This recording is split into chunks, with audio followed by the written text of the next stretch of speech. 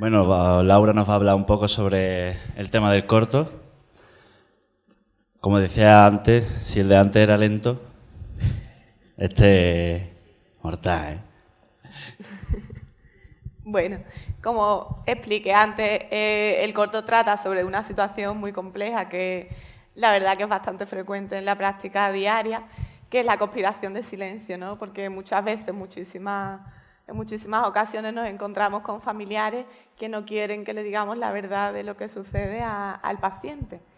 Y muchas veces dentro del trabajo diario caemos en la inercia y anteponemos el deseo que tiene la familia al deseo del paciente, cuando realmente el que es protagonista de su vida y de su historia y también de su enfermedad es el paciente, ¿no? Y nos olvidamos a veces ocurre que nos olvidamos de su deseo. Entonces, bueno, aquí un poco es una situación muy compleja porque, claro, ahí la causa normalmente es que la familia lo que quiere es proteger al paciente de un sufrimiento, ¿no? Piensa que se puede desbordar emocionalmente, que no va a tener estrategias para manejar la situación. Y lo que trata realmente es de cuidar y de proteger a su familiar. También la familia es una manera que tiene de negar la situación que está viviendo. Si de lo que no se habla no existe. Y es una manera que también tiene la familia de negar ese dolor, ¿no?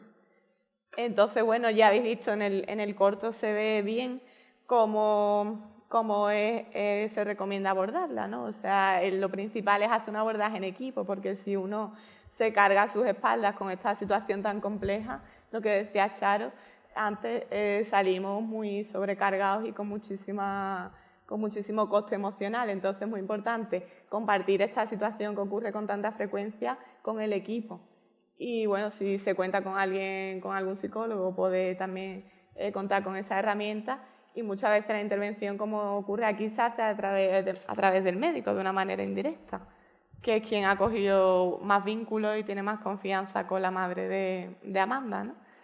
Y lo primero es eso, no confrontar con la familia, sino aliarnos con la familia, entender la situación, entender que la actitud viene desde el cariño, desde el amor que le tiene a su hija. Y una vez que nosotros estamos al lado de la familia y ganándonos su confianza, lo que normalmente ocurre es que la familia, digamos, nos da permiso, confía en nosotros para que le transmitamos la verdad en este caso, a su hija.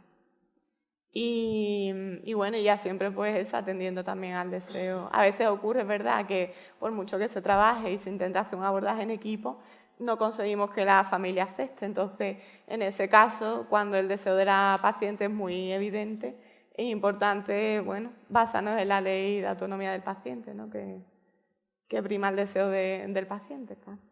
Y no sé si Charo, que en esto tiene muchísima experiencia. Permiso. ¿Ustedes se acuerdan de las últimas palabras que se escuchan en la película, en el corto? Gracias, gracias.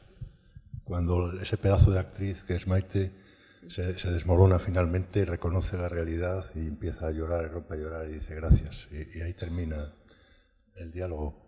Y el sonido que inunda la película, que es un tono cambiante, que mantiene tanto la tensión, ¿no? Esa tensión que está viviendo sobre todo la protagonista principal, que para mí es la madre. Y esos detalles de los cuadros de Chagall, ¿no?, con ese surrealismo, cuando sobrevuelan la ciudad, y esos cuadros oníricos que tanto dicen, el cuadro de la boda, que ella tiene su proyecto vital en que va a casarse, tiene un futuro y probablemente eso se va a destruir por la enfermedad, como parte de su biografía. A mí es el que más me gusta de los tres me gustan, pero este tiene una potencia tremenda, ¿no?, por todo eso. Y por eso desde el Comité de Ética Existencial titulamos esta trilogía con mucho atrevimiento, el permiso implícito de los autores, comunica, ética y salud, porque es la comunicación lo que prima en los tres cortos. En el primero hemos visto la incomunicación de no atreverse, de no saber cómo decir, hasta que pregunta el enfermo, me estoy muriendo, ¿verdad? Y aquí es la incomunicación también de ocultar la verdad al paciente, de no decirle que tiene derecho a saber que no va a poder probablemente cumplir todo su proyecto vital. Que también tengo que felicitaros, me ha gustado mucho. Bueno, pues desde el punto de vista de la bioética, yo cuando vi este corto me situé en una de nuestras reuniones, porque este sí que es un conflicto dentro del mundo del valor en la salud, ¿no? Y entonces, perfectamente, un profesional, el médico responsable de Amanda, pues podía presentarnos el caso.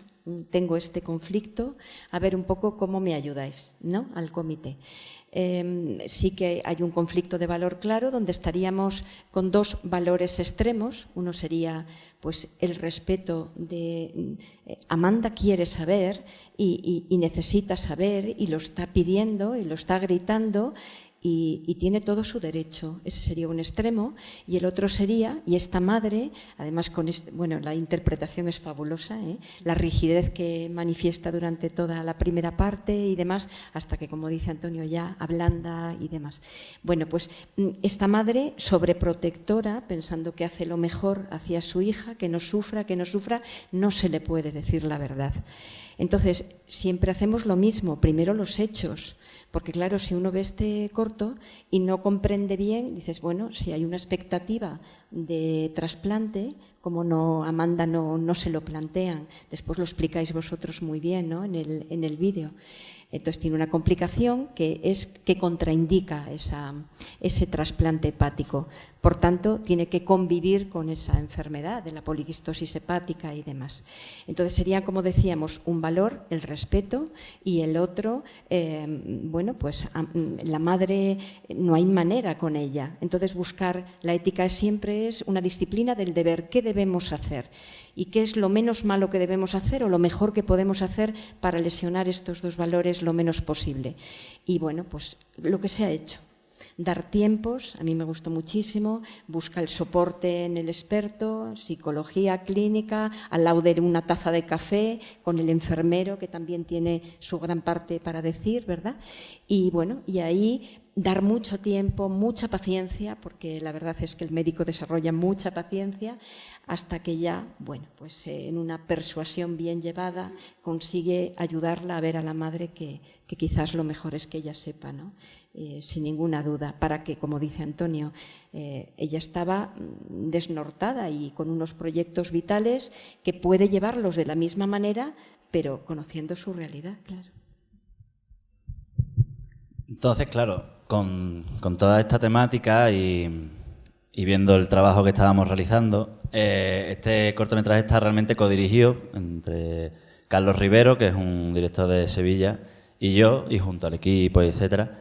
Y entonces lo que queríamos explorar era el silencio en sí, ¿no? A priori queríamos ahondar en el silencio. Y la primera idea original del corto, que los médicos todos los sanitarios se llevaron las manos a la cabeza.